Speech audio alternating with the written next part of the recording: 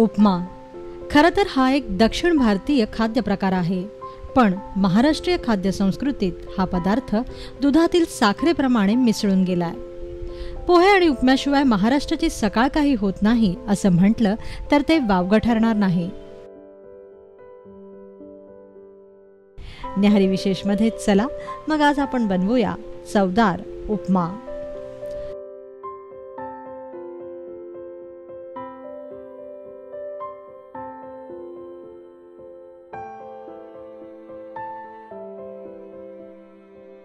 उपम्याचे दोन प्रकार आहेत, एक भाजी घातलेला आणि एक बिना भाजी घातलेला उपमा. उपमा बनवण्यासाठी आपल्याला लागेल 1 वाटी रवा, 1 चिरलेला कांदा, 5 ते 6 हिरव्या मिरच्या, ताजी कोथिंबीर, 10 ते 12 कढीपत्ता, 1 चमचा मोहरी, 1 चमचा हळद, चिमूटभर हिंग, 1.5 चमचा भिजवलेली उडदाची डाळ, 1 लिंबाचा रस,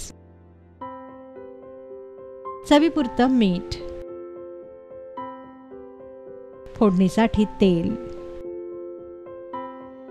आणि गरजेपुरतं तूप. उपमा बनवण्याआधी 1.5 चमचा उडदाची डाळ 5 ते 10 मिनिटांसाठी भिजवत ठेवा. मग पॅनमध्ये तूप तापवायला घ्या व तापलेल्या तुपावर रवा भाजा. तुपावर रवा भाजल्यामुळे उपम्याला छान खमंग सुवास येतो.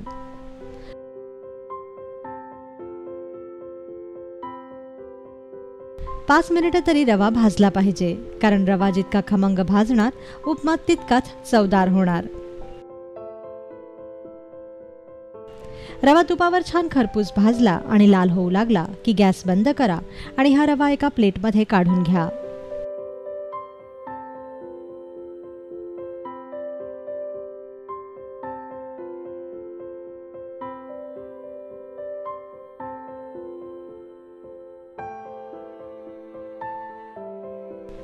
आता एका दुसऱ्या पातेल्यात रव्याच्या दुप्पट म्हणजे 2 कप पाणी तापवा. तापलेलं पाणी वेगळं काढून ठेवा आणि मग पुन्हा पॅनमध्ये तेल तापवायला घ्या. तापलेल्या तेलात हिंग घाला, मोहरी घाला, भिजवलेली उडदाची डाळ घाला.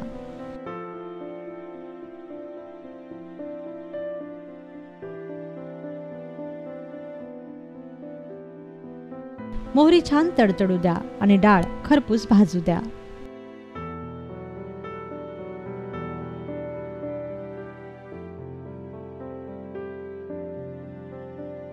मग यात कढीपत्ता, चिरलेला कांदा व हिरवी मिरची घाला.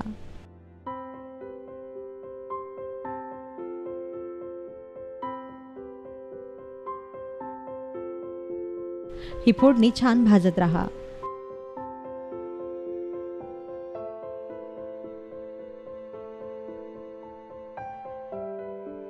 वरून यात हळद घाला आणि मंद आचेवर ही फोडणी परतून घ्या. फोडणीचा छान खमंग सुवास सुटला की मग यात भाजलेला रवा घाला आणि चवीपुरतं मीठ घाला व कोथिंबीर घाला आणि ही फोडणी छान मिसळून घ्या.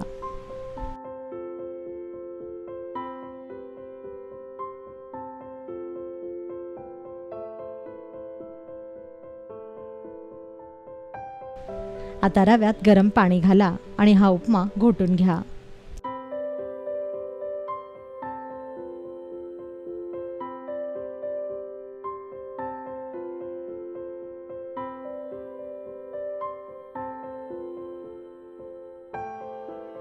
जर तुम्ही जाड रवा घेतला असेल तर पाणी थोडंसं वाढीव घाला.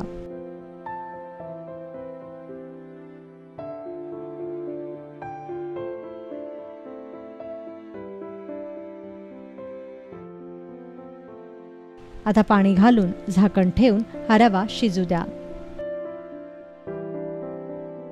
5 मिनिटात रवा छान फुगून वर येईल.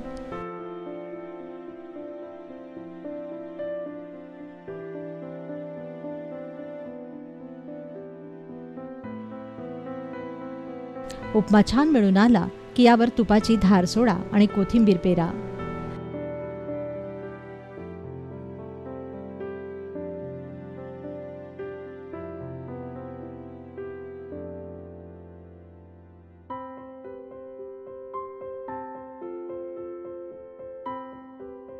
दोन मिनिटांनी कढई विस्तवावरून खाली उतरवा आणि मगच या उपम्यावर लिंबू पिळा.